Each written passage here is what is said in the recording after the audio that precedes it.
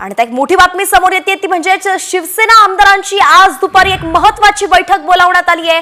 उपमुख्यमंत्री एकनाथ शिंदे आमदारांना मार्गदर्शन करणार असल्याचं समजतंय। तर या संदर्भात अधिकची अपडेट आपल्या प्रतिनिधी वैदेही काणेकर आपल्याला देत आहेत। वैदेही, नेमकं ही बैठक का बोलावण्यात आली आहे, काय आहे त्याचे इनसाइट स्टोरी? नक्कीच आपण बघतोय की शिवसेनेची महत्त्वपूर्ण बैठक आज बोलवली आहे। दुपारी 2 वाजता ही बैठक बोलवली आहे आणि नवीन आमदार शिवसेनेचे जे आहेत त्यांना हिवाळी अधिवेशनासंदर्भात मार्गदर्शन करण्यासाठीची ही बैठक आहे। त्याचप्रमाणे कशा पद्धतीनं अधिवेशन ला समोर जावं लागतं, काय नियम असतात आणि कशा पद्धतीनं त्या ठिकाणी वागावं लागतं, या सगळ्या गोष्टी ज्या आहेत त्या एकनाथ शिंदे आपल्या नवीन आमदारांना समजावणार आहेत।